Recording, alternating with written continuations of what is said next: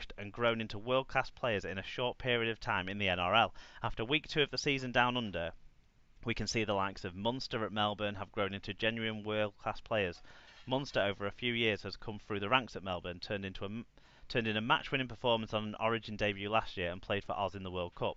Nathan Cleary has improved out of sight again and is off in the off-season, and he was shit hot last year. This kid is destined for Origin and the green and gold. He's a kid but plays like a 200 game plus first grader. But the most frightening is Ponga at Newcastle, formerly of the Cowboys. This kid at 19 looks ready to do anything at any level. He's world class and unstoppable. England are trying hard to bridge the gap, but I'm just blown away by what I'm seeing from these kids. I could have named half a dozen more: Hess, Mitchell, Croft, Taylor, Solomona, all with huge futures ready to go. But there will be more off the production line.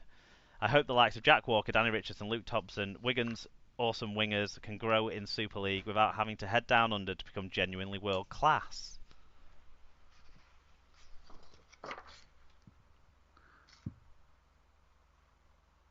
Oh, you there? Yeah, I'm here, yeah. Yeah. No, I think it's good points that Rich is making there, that just the level, it's more the next level of talent, because I think that's where we've always suffered, is not so much if in international competitions, it's not the direct 13 versus 13. It's then you look at the bench, and then you look at the 13 other players who could be playing, and a couple of injuries to an England or Great Britain side, and that's then written off any chances. Whereas Australia, they've got 5 or 6 kids on any position who could come in and do a very good job. And it's the key positions as well that they've got these absolute class players in. Most of the players that Rich has picked out are halfbacks, whereas all our halfbacks that come through, we tend to big up straight away, and then they drop out. They don't kick on to that next level. They don't progress. I mean, I wrote one of my blog posts was a love letter, almost, people have described it as, to George Williams. But basically, that kind of emphasises my point with him, that he has reached a level where his skills unquestionable, his talent levels, his ability are fantastic, but he needs to develop the stuff that is not got naturally, like his communication within a game, his reading of a game, and taking control of games. And these players like Cleary and Croft have just come into the NRL and taken control of games. And where are we missing that step of the progression? We've got people like Lily, who looked an absolute stormer and then went back a step. We've had people, then there's Danny Richardson. What's going to happen to him next? Where's his, is he going to keep escalating? We've had Dec Patton at Warrington. Everyone thought he was the next great thing, and he's kind of gone into his shell a little bit. So it's what do we do to compete, and especially at halfback? I suppose there's two things. Is it the age-old thing about reserve grade and having some sort of system, and where they have, in Australia they have the various VB Cup and whatever they're called, where they're the various cup competitions where they move up an age group, and it's kind of they play their age group rugby in a professional environment. Is it partly that conditions them to and gives them that experience and gives them the place where they can fail and do all the silly stuff that perhaps some of our young players get put into Super League games, and they're trying to do that sort of thing and make those mistakes at a Super League level with much more scrutiny on them? There is an element of that, and the soonest they then go out at that level, confidence takes a knock, doesn't it? It's bound to. Yeah. It's bound to. No, but that's really interesting insight, Richard, because I've not seen a lot of the NRL this year, with us not getting the weekend games on Sky. I mean, not paying for the NRL app. It's just a little bit too much, isn't it, in terms of price point, that NRL app? Yeah. It's because almost, we get 3 games. Yeah, it's at the level where, if I think, certainly for me, if they didn't have those 3 games, I probably would be getting it. I probably would go on, then I'll go that extra. Yeah. But with that, and then you've also got, if you want to watch Toronto, you've then got to pay for the Premier Sports on top of that. It's quite a costly all-round package if you did want to watch absolutely everything. So I've not gone for Toronto this year because I thought because I do what I usually do and cancel the Premier Sports in the off-season, and then when the NRL wasn't coming back, I thought, don't really want it to just watch one game a week that I'm never really at home for. But and then it's the NRL price point is just a little bit outside. But I get the NFL at Yeah, the similar basis. But I have like a strong support of an NFL team, so like I want to watch their games always, watch the content around that. and Whereas with the all the NRL, I stuff feel that like I you get get enough with of the that is content with the podcasts we listen to and all those sorts of things. Our friends at This Week in League, they're going great guns again this year, and we still get some games, and I don't have that team. Do you know what I mean? I know I'm going to get the yeah, games that I really want to watch, which is Origin. exactly, yeah. Yeah. And Okay. because Sorry, go on. with the NFL as well, you get all that extra content and you get the different formats to watch it in, don't you? You get the condensed games, which are really good Yeah, if that you is just want good. to catch up quickly, and that I mean that saves you about 3 hours of your life in an NFL game.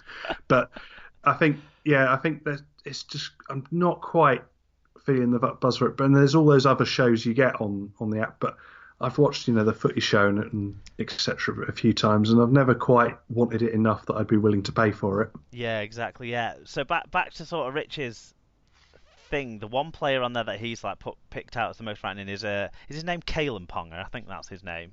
Yeah, The fullback. Now, I slightly differ from Rich on Ponga because I'm not sure that this kid's got that next levels to go to. I think at the moment is so fast and it's all raw speed, and I see mistakes in the kid, and I don't know if that's going to see him get dropped at some point with the ultra conservative nature of some of the NRL coaching, and I also worry that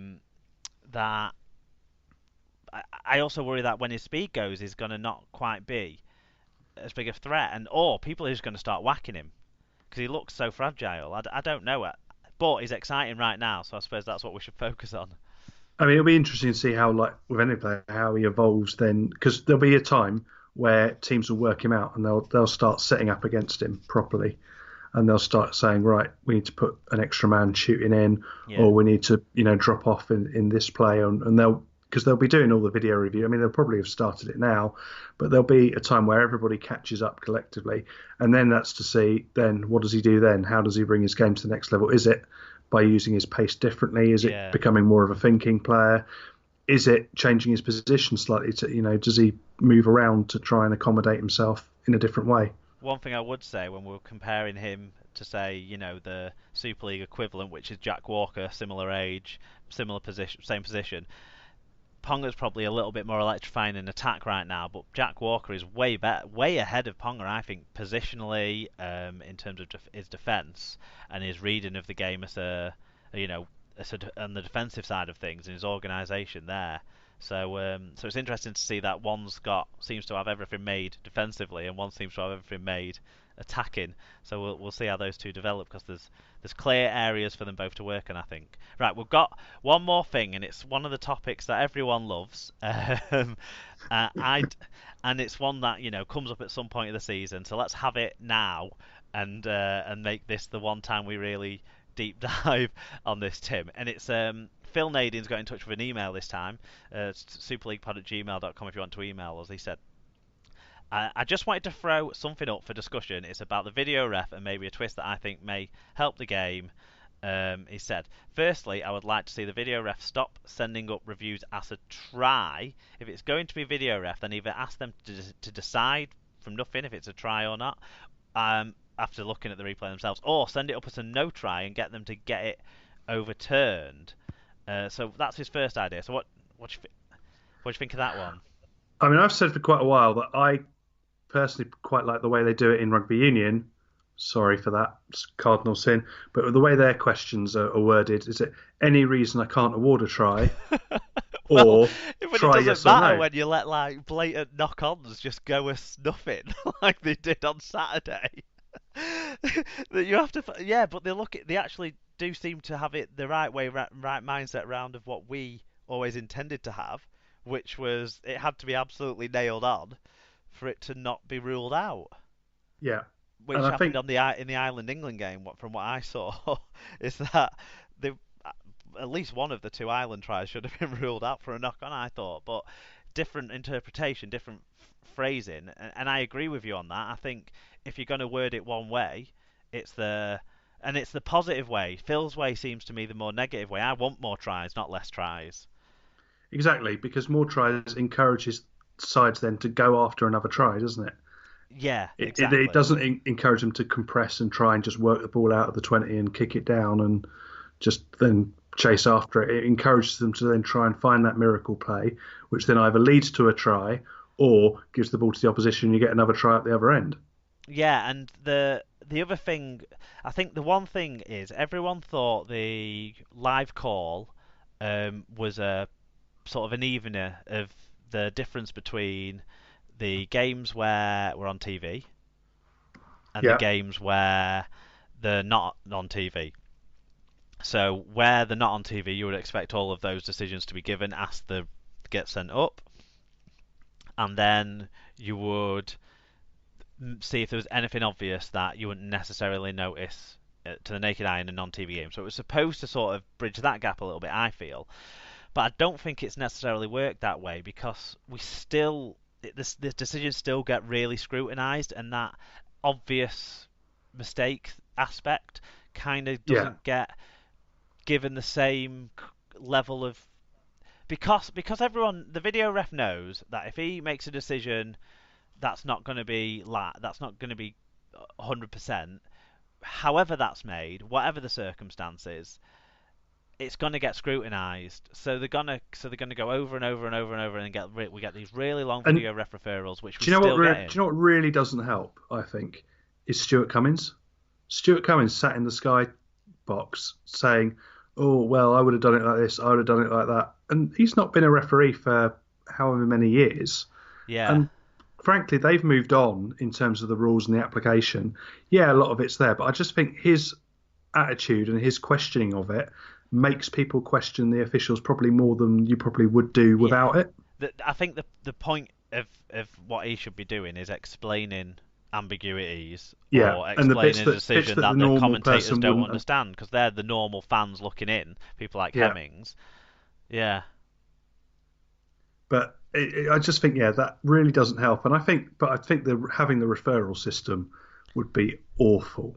Could you imagine someone like Danny Maguire? I mean, he'd burn up his free referrals in the first 5 minutes. well, yeah, so we'll get on to that. So, Phil says, secondly, my idea, which I think happens in tennis, each team gets, let's say, 3 referrals. The captain of the team may ask the ref to check it via the video ref. This can be for anything they want, but once all 3 are used, then that's it. Now, it could be that a referral is upheld and they keep that referral, like it rolls over, but if it's overturned, they lose that referral and it comes off their 3 referrals. Maybe the ref could then not bother asking the video ref for confirmation on every try and let the team Oh, captains then ask and risk using up the referral. This can be tweaked, for instance, only the captain can ask the ref, and if other players decide to ask the ref, then they would automatically be denied that and lose a referral for doing so. Yeah, he says, what do we think? And be nice to him.